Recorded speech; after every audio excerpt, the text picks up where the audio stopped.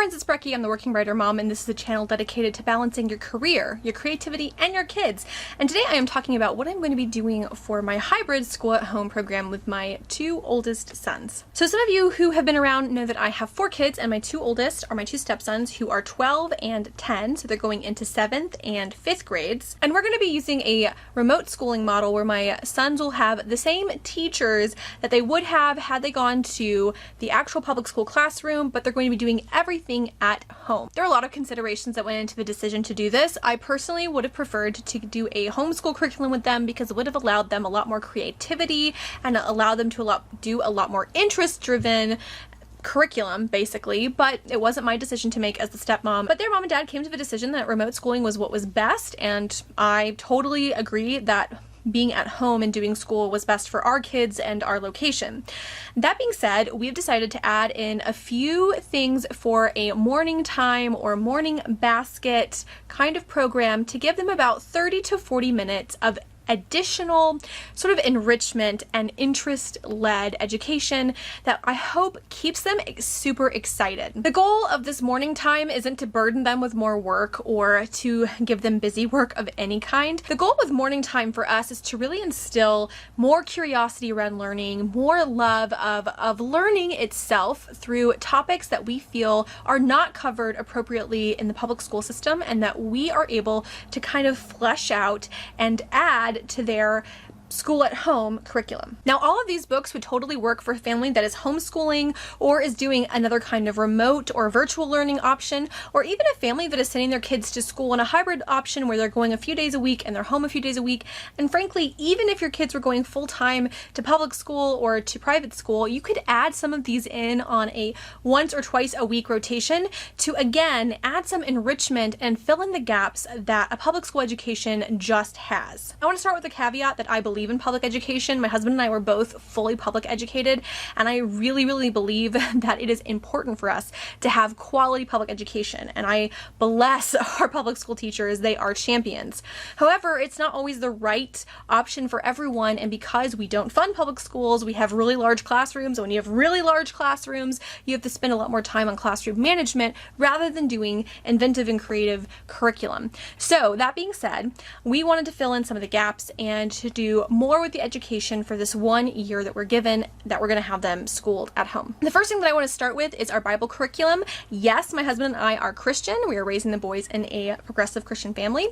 That said, we had a really hard time finding a curriculum that fit our personal convictions and values. Most Bible curriculums come from a particular viewpoint that we don't share. We happen to believe that evolution is totally fine and that all people are made in the image of God. And so because of our convictions there, we had a really hard time finding any kind of Bible curriculum. It was important for us that the boys are getting some Christian education because our local church, because it is a small rural community church, doesn't have a very big children's program at the best of times, and now that we're in quarantine, there is no children's program. So we do want to give them some Christian education. What we've decided to use is the Telling God's Story program from Peter Enns, and this is from Olive Branch Books. So the first one is Telling God's Story, Meeting Jesus, year 1, and then year 2 is The Kingdom of Heaven, and year 3 is The Unexpected Way. This is actually a 12-year curriculum for teaching your children about Jesus, and it's one of the only progressive Christian homeschool options, and there just weren't a lot of options, so this is what we're going to go with. I am excited about this. Peter Enns has a degree from Harvard in ancient languages, and he's taught at several seminaries, so he is quite a scholar, and I've known of him before I even knew he wrote any of these. And they're basically, you know, a reflection. There's information for the parent, and then there's a reflection, and then there is an activity book that you can get to go along with this particular curriculum. We're going to download the first one to see how we like the activity book. Otherwise, we'll use this as basically just a discussion starter for our kids. But this is designed to be used once a week. Now, we plan on using it maybe 2 to 3 times a week based on our interest and our energy level and kind of how the rest of these looping pieces go. I would like to do this 4 days a week, frankly, Monday through Thursday, but I think 2 to 3 days a week is really more manageable helpful for us as we use this as the base for our Christian education. I also want to add that my husband has a PhD from Harvard as well in religion, and I have a degree in religion as well. I'm a chaplain and a professor. So we are very invested in Christian education, and we know a lot about the Bible and about Christian history, but translating it from a college level down to a elementary middle school level is a little bit more challenging. So we were looking for a curriculum that we felt had integrity and that we thought would be fun and challenging for our kids. So we're going to be using this Telling God's Story curriculum, and I think we'll probably get through these first, I think we'll probably get through the first two books. So this one and this one will probably be the only two that we get through this year. But that's okay. Every little bit, right? Every little bit. That is something that I want us to do nearly every day. This is not going to be a part of our looping basket kind of cycle, but it's something I'd kind of like us to start with. We also have ordered a bunch of different Mad Libs. So we've got like a Percy Jackson Mad Libs and the Best of Mad Libs, and I think a Christmas Mad Libs that are all coming in the mail. And so we're going to use Mad Libs and maybe a logic puzzle kind of game to get their brains started after they've eaten breakfast. And then we will do our Bible curriculum, and then we will jump into our looping basket.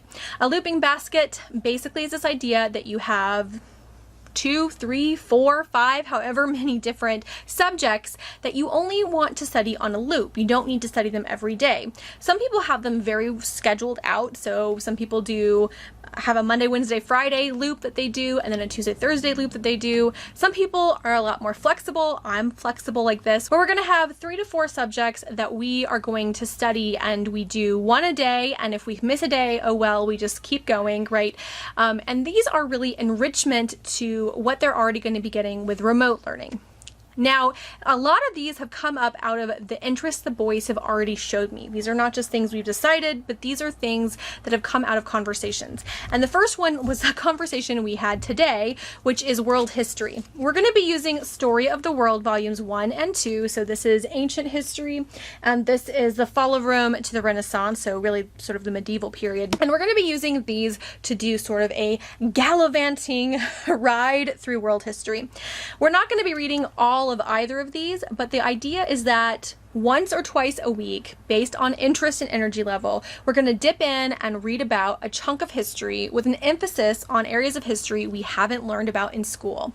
I'm excited because this curriculum has a lot of history about areas that I know I didn't study at all. So ancient China and ancient India both feature prominently in here, and I'm very excited myself to learn more about those communities and those cultures.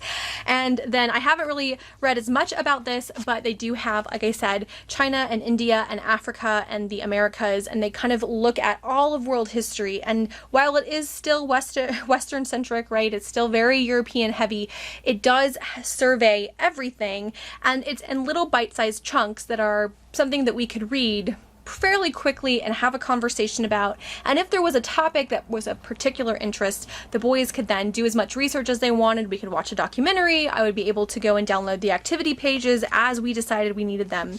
So my goal is to get through as much of both of these as possible. We're going to start with this one. I think we could easily finish this one in a semester and then get through as much of this one as we can.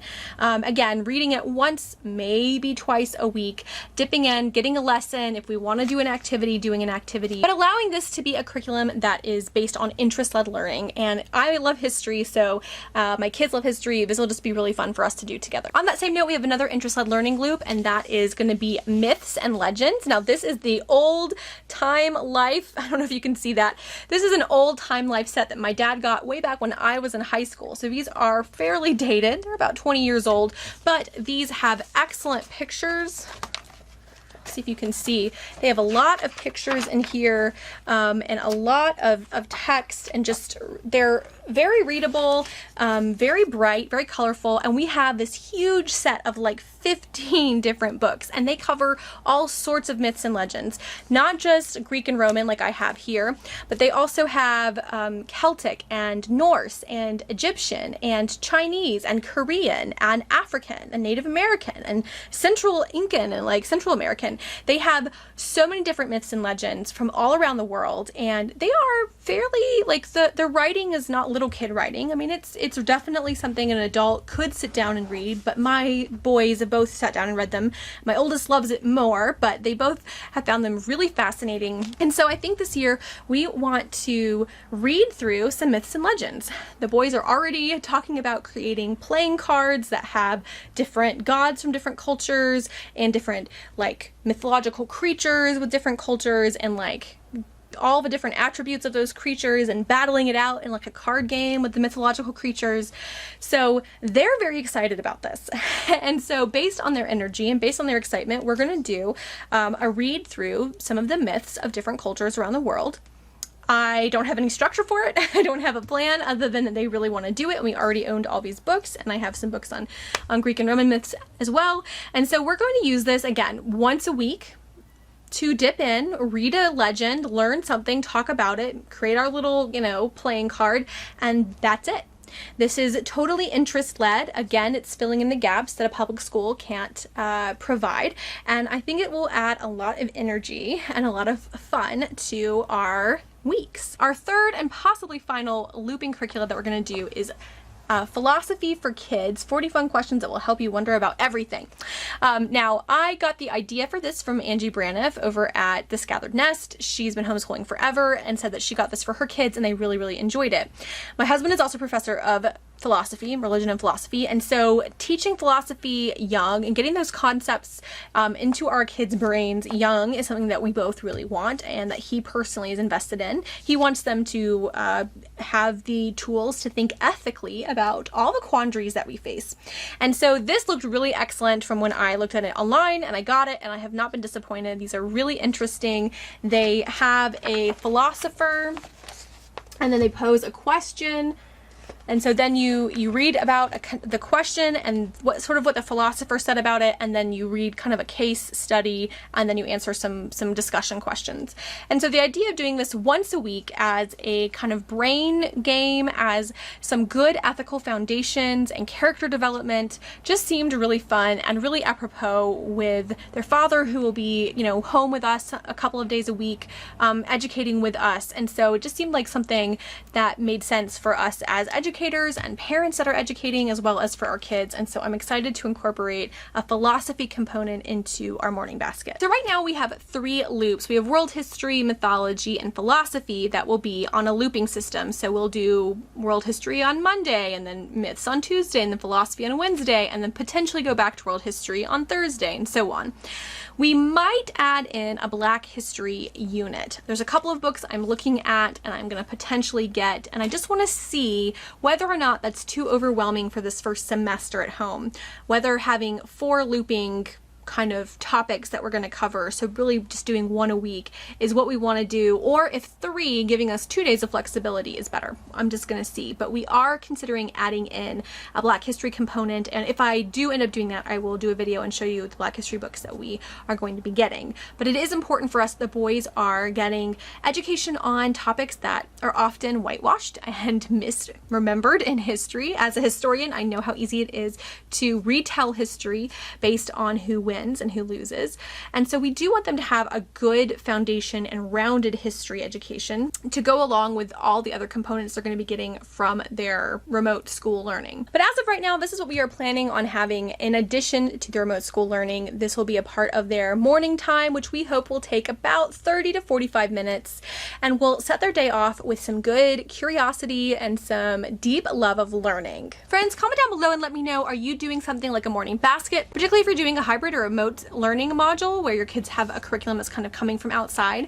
Are you doing something like this in order to have, some ownership and some agency in their education? I would be really curious what you guys are all doing. Don't forget to like this video and subscribe so you can get notifications of new videos. I'd love to have you join this community. I hope you guys are all doing well, and I will see you very soon.